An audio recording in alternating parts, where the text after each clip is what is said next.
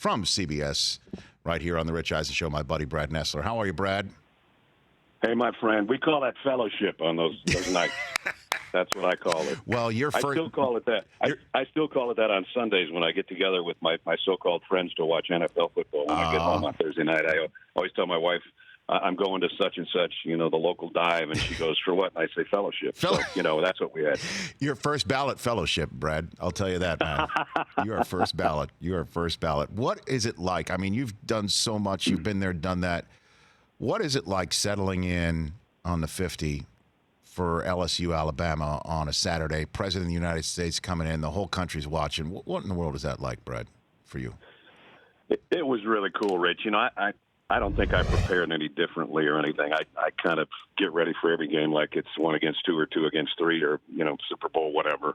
So from that standpoint, but just, the electricity around the stadium, the fact that there was probably 70,000 people in there to watch the guys warm up. I don't think they've ever seen that big a warm-up because you had to get there 3 hours early to get, through the turnstiles and past the Secret Service, who wanted literally 102,000 people, including us.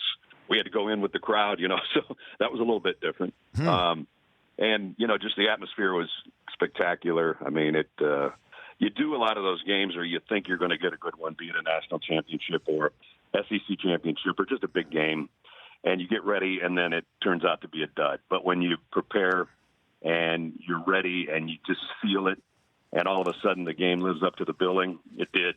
That was a cool part. You and I have been doing this long enough to have – good shows, bad shows, great shows, whatever. And, my job is kind of to make a bad game sound good and a good game sound great. And if you get a great game, all I do is get out of the way. And, we had a great game. So it was pretty spectacular. It sure was, man. Now, let me ask you the question of the moment in college football, certainly in the SEC, is what has happened to the LSU offense to make it look so unprecedentedly good and high-powered for LSU fans? What has happened? Walk me through this, Brad. Well, they just changed it completely. Joe Brady gets a lot of credit for it, the passing game coordinator that came over from the Saints, but he did indeed bring a whole bunch of concepts from New Orleans. He was an assistant there with Sean Payton, and they start using Clyde Edwards-Helaire a little bit like they use Alvin Kamara. Some of the receiving groupings, the stack groupings, and who they've got in the slot, and how they switch everybody up. I was watching the Saints and the Falcons yesterday, and I was going, okay, this looks a little bit familiar. Drew Brees isn't as tall as Joe Brady, and, Joe's only, 75,000 yards behind him in NFL passing. But right. You see a lot of the same things, and when they changed it over, they came over to do sort of a seminar, and Ed Orgeron said he wasn't even in that group, but Steve Emsinger, his offensive coordinator, was, and he said, man, he talked about all this stuff that I think, we really should think about implementing. And then in spring ball, they didn't show it much in their spring game, but they had already installed it. And then I saw Joe Brady down at the Manning Passing Academy in late June down in Thibodaux, Louisiana, one of the garden spots of the world, but really a fun thing to go to. And I was talking to Joe, and his dad and his brother were there, and I said, okay, so I keep hearing about this new offense. And he said, you wait. And I go, really? This was Burrow? You're not going to recognize it. This is Joe Burrow. Yeah, he said, you're not going to recognize it. And I said, I'll trust it when I see you do it, Joe. And then I saw him do it against Texas, and then I saw him do it the first time we had him, second time we had him, and then, Saturday. I'm a believer now, man. It's there to stay. The only problem is they got to find another guy like Joe Burrow to run, because their offensive coordinator said, we could have done this last year. He said, Joe could have done this last year, but we couldn't, meaning the coaches and the team weren't ready for it, but Joe was ready for it. So they got to find another guy like him, and I'm sure they will, because Coach O will be recruiting his brains out after that win, and I'm sure they'll have a guy that can come in and do the job. Well, the interesting thing is, Brad, is, one thing is I'm watching it. This was the first time I saw it for all 4 quarters, and was able to just blow open a hole in a football weekend to watch a full-on LSU game. Right. This offense is no chill, zero chill. And by that I mean it is so high-powered and so high-pace, high-octane, that even when they should be taking the air out of the ball, they don't. And that was one of the most aggressive 4-minute drills I've ever seen. And I know that the quick strike that Alabama had in response to LSU going up by 2 scores. Right. Took away, if you will, from the attention that would have been paid to the game sealing drive. But that was one of the most aggressive 4-minute offenses I've ever seen in any game at any level, Brad. Yeah, he took it, 10-minute mark, maybe 75 yards. I think it was a 12-play drive, but like you said, it took 4.5 minutes, 4:26, whatever. And then he turns around, after Tua comes back and hits Judy for the touchdown, and he goes on another 75-minute drive in exactly almost 4 minutes, just like you said. And they never took their foot off the gas. Ever. I thought they were starting to just have a little bit of a dent in their armor when Tua just kept coming back, and they got back-to-back scores, and they cut it down. I thought, is this where they pull it back? And, Gary and I were probably even questioning that on the air. If we didn't do it on the air, we did it to each other during a commercial. And and we're going, are they going to back it off here? And man, they just kept it down, just kept going. And it's amazing that the 2 quarterbacks couldn't have been more spectacular. But the two number 22 running backs, those guys made it a show, man. I mean, Najee Harris, Alabama's not even close if he doesn't play lights out in the second half. And the little dude for LSU, man, I just love the kid because, he wasn't a 5-star recruit and all that stuff. He's 5'8" if he's lucky. If you saw Jamie Erdahl interviewing him after the game, well, I'm not going to tell you how tall Jamie is, but I know how tall she is. So, I mean, he has got a huge heart, and he's going to be a hell of an NFL player, too, I think. But those 2 guys put on quite a show, too, not just a quarterback. Yeah, Edwards-Helaire, he's from Baton Rouge, too. I mean, what a moment for him to put that on tape because, again, I had Mike Mayock, our buddy Mike, on last Friday. We had Todd McShay on the day before. I mean, this is the tape McShay said is the first tape he's going to put on when he starts evaluating players for the draft. This is the tape that Mayock is probably already reviewing for the 3rd time since you and Gary stepped out of the booth. I mean, for him to put that game on that tape at that moment in that stadium, it couldn't be any bigger for a kid from Baton Rouge. That's amazing. Yeah, and Mike knows that better than anybody for how many years he was your draft guru. And by the way, his picks are doing pretty good. Yeah, you think? including Josh Jacobs. Yeah, I know. I texted him a couple times last week. That's the coaches tell their kids that too. I mean, they didn't used to say that, I don't think, but both Nick and Coach Orgeron have said that to us.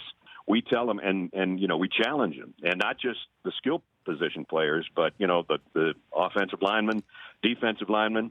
Hey, the first thing they're going to do is pick the best college game that you played in, or the highest octane college game you played in. So you better play your butt off because that's what they're going to look at first. And he's 100% right, and that's how they do it. And the coaches these days even tell the kids that. So it's an interesting concept. I would have thought, that didn't exist, but, man, it does. And that's a motivating factor for all these players. Brad Nessler here on the Rich Eisen Show. It's interesting that the name Joe Brady is in the mix because the name Brady is what so many people are referring to this Joe and Burrow. You've called Brady games. I know, obviously, to use a Mayock phrase, as he used last Friday when I said Josh Jacobs looked like Zeke to me at this level. Let's not go anointing anybody just yet, but just the way that he stands in the pocket, stands tall, waits, and is so patient and just cuts you up and slices you with a quick game, as well as the ability to maybe make a quick strike. People are saying Burrow looks like Brady. I wonder what you think, Brad. He's got a long way to go, obviously, to be something like that. But I remember I did Tom's last college game, and he wasn't even the starter full-time in Michigan that year. I don't think you would know that better. Drew Henson, they tried to sneak in there a little bit, but Brady came out in the Orange Bowl and threw 3 touchdown passes to David Terrell, and I did that one, and I think that might be up until last year's Super Bowl, the last time Brady wasn't the MVP of a game because they gave it to David Terrell. That's a whole side story. But no, I call him Joe Cool, Burrow. His demeanor is really, really different. When you meet the kid, you're not going to quite know what to make of him. And it's the proverbial chip on the shoulder thing because he didn't get recruited at all by Nebraska, and his dad coached there and his brothers both played there. And I asked him that 2 weeks ago, and he pointed at me and said, good question. And he's still ticked off about that because he would have liked to have played probably for Nebraska. And then he goes to Ohio State and he thinks he wins the job, and he breaks his hand and Haskins gets the call and he transfers and the whole thing. And now he's right where he wants to be. But, I mean, the combination of his football knowledge, and he's a really, really good athlete. I mean, he was all-state in basketball. He runs a lot better than most guys that are his size that are quarterbacks. He is the toughest SOB.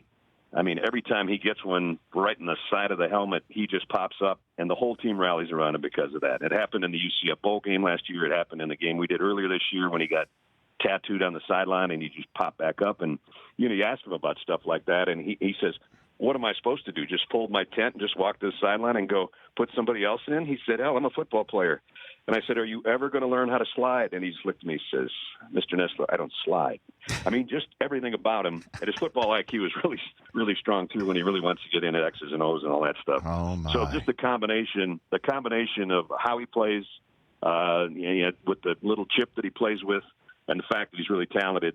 His arm talent's a lot better than it was a couple of years ago, too, and he's worked hard on that with, the quarterback guru guys and all that. I don't know who the guy is, but he's got a lot more velocity on the ball. He can make all the throws, and he knows where to go with it. He knows where he's going with it 85% of the time before the snap, and he's just a smart guy and a really talented football player. So you're saying that in the Brady comparisons, there's the whole fire that's stoked by the beginning, the roots, the being overlooked, the being passed over, that sort of business from his past. Didn't realize I was answering your question that way, but you got it, my friend. Oh, my gosh. Brad Nessler here on the Rich Eisen Show. A couple more left for you. The fact that we haven't even talked about Tua just shows you about how LSU performed and how striking it is. And maybe it's just, again, it's a new thing that it's not Alabama and Clemson and everywhere all just waiting for it to happen. So I do want to hit you on a couple of things on that front. Tua looked limited to me. I wonder what he thought, what you saw leading up and then during the game. Brad, what do you think? Leading up, I thought at practice he looked totally normal, but that is such a regulated look. I mean, he's never going to get touched. He throws the ball so well that sometimes you get enamored with just watching him spin it. When you're at practice, right? Gary's looking at different things than I am. I'm looking at where the receivers are, Judy and Smith and Ruggs and Waddle and all that kind of stuff. And then I get kind of mesmerized by how well he throws the football, especially the deep ball. And so I'm sitting there going, hey, he's fine. Well, then you get out to the game, and I watched him warm up, and he was warming up almost in street clothes. He had sweats on, but it looked kind of weird because he had like a golf shirt on and sweats, and he was out there, and he was trying to test his ankles about, okay, if I have to jump this way or on an RPO, I got to throw it this way. And he's kind of doing these little dances, and I'm going, he doesn't look like he's enjoying this that much, And then when he got in the game, I think Dave Aranda did what only you got to do if you're going to beat him, and they tried to just get in his grill, not only just straight up the middle, but on the edges. Rashad Lawrence got in his face a few times, and they made him move around. They made him roll out. They brought him down a couple times, and he landed funny. And so from right there, I don't think he was nearly as mobile as he was, just right at the beginning of the game. So they defended him really well. But, I mean, he's what a dude, man, to throw 4 touchdown passes and keep him in it till the last minute. I mean, it was unbelievable. So, it's so funny, Brad. Courageous effort. I'm saying he looked limited. You said he defended him really well, and he got 400 yards and 4 touchdowns anyway. That's how talented he is. I know, it's crazy. And his numbers are better than last year, and I don't even think he might not even be in the top 3 right now for the Heisman. So, unbelievable. So the last one for you, I mentioned Alabama and Clemson, and it looks like we're finally going to get something different. We're not just waiting around for it. How do you think this loss affects Alabama for the college football playoffs moving forward and eventually? What do you think, Brad? Well, the strength of schedule type thing is not good enough. Now, the eye test is that they played the number 1 team in the country. Mm-hmm. Well, I'm sure LSU is going to be number 1 tomorrow on the college football rankings. If they're not, there's something wrong. But, you can say, well, they played them to a 5-point game, and they played it right down to the end, but they did lose at home. The rest of their schedule is not very good. I mean, if they crush Auburn in the Iron Bowl, maybe. But a lot of chips would have to sort of fall for them, I think, unless other people collapse and people don't expect that to happen. I mean, they've done it before, but I think maybe their schedule was a little better, or maybe the other teams weren't in that year. But there's still hope. Nick's gonna keep them playing, and I doubt if they'll lose again, but we'll see. Yeah, well, I mean, the Tua era was born out of a national championship game appearance and victory that was started in a season which Alabama didn't even make the SEC championship game. So we've seen it before. Maybe we'll see it again. Hey, Brad, this was a great chat. Great game. Love it. That was awesome. Fun watch. Thanks, buddy. Yeah, we had a lot of fun. I appreciate it, man. Good to hear from you. Yeah, let's chat later on this month and leading into the SEC championship game and beyond, Brad. We'll chat soon. That sounds perfect, and then possibly some fellowship.